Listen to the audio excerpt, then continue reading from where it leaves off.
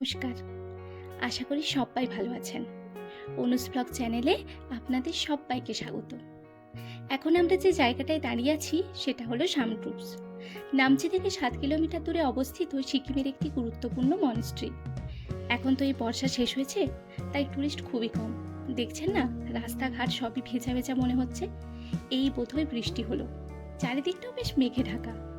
তো এই জায়গাটার প্রধান আকর্ষণ হলো গুরু পদ্মা সম্ভবের জায়ান্ট স্ট্যাচু, যা 135 ফুট উঁচু, যা ওয়ার্ল্ডের গুরু পদ্মা সম্ভবের সবচেয়ে উঁচু স্ট্যাচু।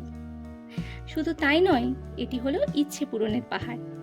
আর এই যে রাস্তার সাইডে বিভিন্ন রং বেরঙের পতাকার মতো টাঙানো আছে, এগুলোর মধ্যে বৌদ্ধদের মন্ত্র লেখা আছে। যখন বৌদ্ধদের অনুষ্ঠান হয় তখন এগুলো টাঙানো হয়। এটা পাহাড়ের অতি পরিচিত একটা দৃশ্য। গল্প করতে করতে প্রায় চলে এসেছি। যাই হোক, পাহাড়ে না একটু উঠতেও খুব কষ্ট, হাঁটতে হাঁটতে যেন হাঁপিয়ে গেলাম। চলুন, সিঁড়ি দিয়ে উপরে আমরা উঠে চলে এসেছি। সানরুফসে আসার সবচেয়ে ভালো সময় হলো ফেব্রুয়ারি থেকে মে পর্যন্ত এবং সেপ্টেম্বর থেকে ডিসেম্বরের মাঝামাঝি পর্যন্ত। এই দেখুন, এই হলো গুরু পদ্মা সম্ভবের জায়ান্ট স্ট্যাচু।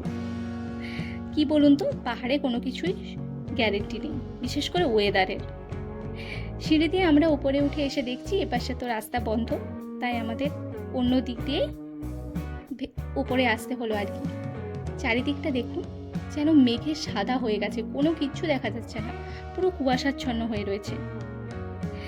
কালারফুল সামড্রুপসের মঞ্চটির যে কারুকার্য দেখা যাচ্ছে সেটা সিকিম, তিবেত এবং আধুনিক আর্কিটেকচারের সংমিশ্রণ। এই বিস্ময়কর মঞ্চটি হলো প্রাচীন পেন্টিং, ঐতিহাসিক ভাস্কর্য এবং হস্তশিল্প এবং স্ট্যাচুর গুপ্তধন। এখানে 4টি স্তূপা রয়েছে। এটি হলো প্রথম, এটি হলো সম্পূর্ণভাবে বিজয়ের স্তূপা। দ্বিতীয় যে স্তূপাটি রয়েছে সেটি হলো নির্বাণের স্তূপা, অর্থাৎ গৌতম বুদ্ধের নির্বাণের। তৃতীয় যে স্তূপাটি রয়েছে সেটি হলো সংঘের রিকনসিলেশন এর স্তূপা, মানে সমন্বয় সাধন বা সংঘের পুনর্মিলন। আর চতুর্থ স্তূপাটি হলো তুষিতা হেভেনে বুদ্ধের দয়ালু মনোভাবের জন্য নির্মিত স্তূপা। এর এক একটি স্তূপার পেছনে না এক একটি করে গল্প আছে। এত কিছু একসঙ্গে বলতে গেলে ভিডিও অনেক বড় হয়ে যাবে। তবে কি বলুন তো, আমার মনে হয় কোনো জায়গার ইতিহাস না জানলে সেই জায়গাটা ঘুরে দেখে আপনি তো কিছুই বুঝতে পারবেন না। আর এগুলো তো আপনাদের সবারই জানা, এগুলো প্রেয়ার হুইল। এখানে দুটি বড় বড় প্রেয়ার হুইল আছে। এটি 8 বার ঘুরিয়ে ঘুরিয়ে প্রার্থনা করলে নাকি মনের সমস্ত ইচ্ছে পূরণ হয়। হবে না? এটা তো ইচ্ছে পূরণের পাহাড়, তাই না? তো আমি তো ঘুরিয়েই যাচ্ছিলাম মনের ইচ্ছে পূরণ করার জন্য। এটি ঘোরালে না ভেতরে একটা ঘন্টার ধ্বনির মতো ঢং ঢং করে আওয়াজ হয়। চলুন, ভেতরে চলে এসেছি। জানেন তো, মঞ্চটির ভেতরে না এক অদ্ভুত নিস্তব্ধতা বিরাজ করে।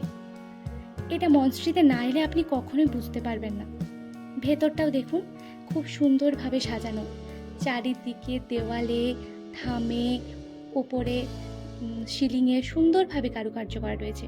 আর এখানে গৌতম বুদ্ধের অনেক ছোট্ট ছোট্ট মূর্তিও সাজানো রয়েছে। এখানে বৌদ্ধ ধর্মের সমস্ত ফেস্টিভ্যাল ভক্তি ও বিশ্বাসের সঙ্গে পালন করা হয়। এখানকার মাস ড্যান্স নাকি খুবই বিখ্যাত। আমি যদিও দেখিনি, তবে চিন্তা করবেন না, আমি দেখলে আপনাদেরও অবশ্যই দেখাবো। তবে হ্যাঁ, যদি কখনো বুদ্ধিস্ট ফেস্টিভ্যালের সময় সিকিম এসে থাকেন তাহলে অবশ্যই সামড্রুপসে আসবেন, তাহলে বৌদ্ধ সংস্কৃতির সাক্ষী হয়ে থাকতে পারবেন। এখানে দেখুন, সারি সারি আসন পাতা ছিল, আর এখানে সারি সারি জলের বাটি। আমি কিন্তু এর মানেটা একদমই বুঝতে পারি না। আসনটা তো বুঝতে পারছি প্রার্থনার জন্য, বাট এই জলপূর্ণ বাটির ইতিহাস যদি আপনাদের কারো জানা থাকে তাহলে আমাকে অবশ্যই জানাবেন। এরপর আমরা আরও উপরে চলে গেলাম। জানেন তো, এই স্ট্যাচুর ওপর যখন সূর্যের আলো এসে পড়ে তখন সেটা চকচক করে, আর যেটাকে সিকিমের ভাষায় ভুটিয়া বলা হয়। কথিত আছে এই সামড্রুপস হিল একটি সুপ্ত আগ্নেয়গিরি, যার বিস্ফোরণ কেবলমাত্র ভক্তি আর প্রার্থনার দ্বারা আটকানো সম্ভব হয়েছে। এখানেও একটি সুন্দর গৌতম বুদ্ধের মূর্তি রয়েছে। ব্যাস, আজ তাহলে এই পর্যন্তই। আবার দেখা হবে পরের একটি ভিডিওতে। Till then, be happy and stay safe. যদি ভালো লেগে থাকে please like, comment, share and subscribe my YouTube channel.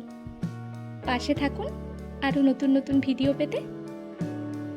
তাহলে আজ এই পর্যন্তই। টাটা।